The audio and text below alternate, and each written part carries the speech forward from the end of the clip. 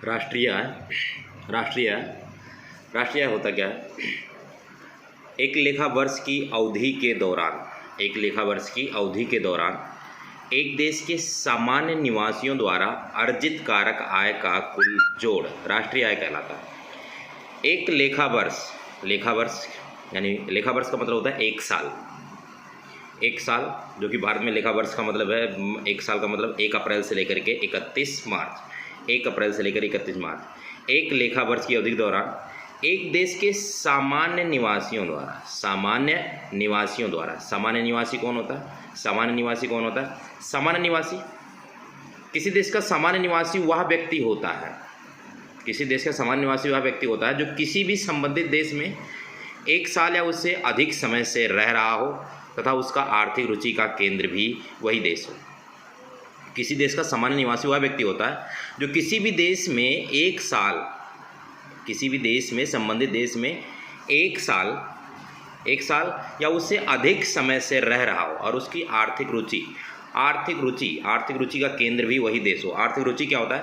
आर्थिक रुचि यानी उत्पादन भी वहीं पर करता है, उपभोग भी वहीं पर करता है और निवेश। उत्पादन, उपभोग और निवेश, ये तीनों प्रक्रिया यदि वह व्यक्ति उसी देश में करता है और वो 1 साल या उससे अधिक समय से रह रहा हो तो वह व्यक्ति उस देश का सामान्य निवासी कहलाता है। तो हमने सीखा राष्ट्रीय आय एक लेखा वर्ष की अवधि के दौरान, एक लेखा वर्ष की अवधि के दौरान एक देश के सामान्य निवासी सीखा हमने। सामान्य निवासी कौन होता है? जो किसी भी संबंधित देश में 1 साल या उससे अधिक समय से रह रहा हो और उसकी आर्थिक रुचि का केंद्र भी वही देश हो। दौरान अर्जित कारक आय हमने सीखना। अब क्या कारक आय क्या होती है? कारक और ये कारकों से प्राप्त आय। कारक हमारे पास मुख्य रूप से 4 कारक है। भूमि है, श्रम है, पूंजी है और उद्यम। ये हमारे पास मुख्य रूप से 4 कारक है। भूमि से हमें प्राप्त होता है लगान, श्रम से हमें प्राप्त होता है मजदूरी, पूंजी से हमें प्राप्त होता है ब्याज और उद्यम से प्राप्त होता है हमें लाभ। तो ये भूमि, श्रम, पूंजी और उद्यम हमारे 4 कारक है और उनसे प्राप्त होता है हमें लगान, ब्याज, लाभ और मजदूरी। ये चारों कारकों से प्राप्त आय कारक आय। तो राष्ट्रीय आय में एक लेखा वर्ष की अवधि के दौरान एक देश के सामान्य निवासियों द्वारा अर्जित कारक आय का कुल जोड़ राष्ट्रीय आय कहलाता है। एक लेखा वर्ष की अवधि के दौरान एक देश के सामान्य निवासियों द्वारा अर्जित कारक आय का कुल जोड़ राष्ट्रीय आय कहलाता है। लेखा वर्ष हमने सीखा 1 अप्रैल से लेकर 31 मार्च। सामान्य निवासी वह व्यक्ति होता है जो किसी भी संबंधित देश में 1 साल या उससे अधिक समय से रह रहा हो और उसकी आर्थिक रुचि का केंद्र भी वही देश हो। आर्थिक रुचि उत्पादन और उपभोग और निवेश आता है। कारक आय कारकों से प्राप्त आय। कारक हमारे पास भूमि, श्रम, पूंजी और उद्यम है और कारकों से प्राप्त होता है लगान, ब्याज, लाभ और मजदूरी। तो ये हमने सीखा बेटा राष्ट्रीय आय। आगे बढ़ेंगे हम। इसके अंदर कुछ शॉर्टकट है, जैसे जी फॉर होता है ग्रॉस, सकल। डी फॉर होता है डोमेस्टिक यानी घरेलू। पी फॉर होता है प्रोडक्ट, पी फॉर प्रोडक्ट यानी उत्पाद। आय भी कहते हैं इसे। एन फॉर नेट यानी शुद्ध। एन फॉर नेशनल यानी राष्ट्रीय। एफसी का मतलब होता है फैक्टर कॉस्ट, कारक लागत कहते हैं या साधन लागत कहते हैं। एमपी यानी मार्केट प्राइस यानी बाजार कीमत। वी फॉर वैल्यू यानी मूल्य। ए फॉर एडेड यानी वृद्धि। डेप्रिसिएशन को शॉर्टकट में डेप्रिसिएशन यानी मूल्य ह्रास। नेट क्या होता है? नेट इनडायरेक्ट टैक्स, शुद्ध अप्रत्यक्ष कर।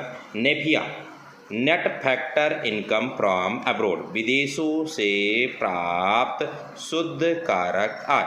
विदेशों से प्राप्त शुद्ध कारक आय नेपिया। ये कुछ शॉर्टकट है, जैसे कि हम लिखते हैं GDP एट एमपी लिख दिया तो gross domestic product at market price. ये लर्न करने के लिए ये शॉर्टकट।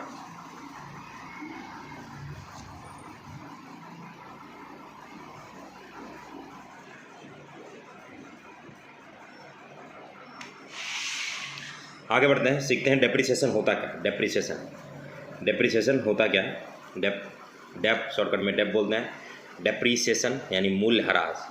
मूल्य ह्रास होता क्या है? मूल्य ह्रास होता क्या है? मूल्य ह्रास डेप्रिसिएशन।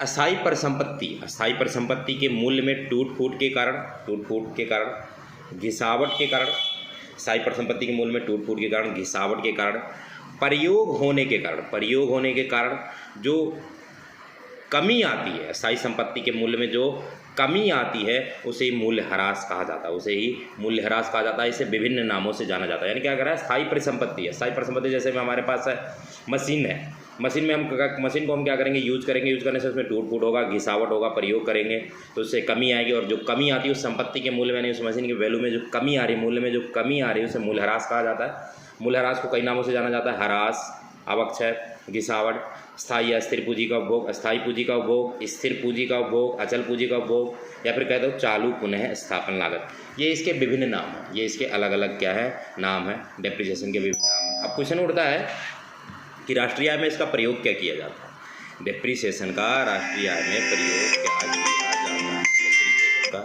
राष्ट्रीय आय में प्रयोग क्या किया जाता है। तो पहला पढ़ना डेप्रिसिएशन। डेप्रिसिएशन का फार्मूला जो है, ग्रॉस इन्वेस्टमेंट में से अगर हमें सकल निवेश पता है, शुद्ध निवेश पता है, डेप्रिसिएशन निकालना है तो सकल निवेश में से शुद्ध निवेश को क्या कर दिया जाएगा, माइनस कर दिया। सकल निवेश में से शुद्ध निवेश को क्या कर दिया जाएगा, माइनस कर दिया जाएगा। तो हमें पता लगेगा डेप्रिसिएशन होता क्या है। सकल निवेश में से शुद्ध निवेश को माइनस कर दिया जाएगा।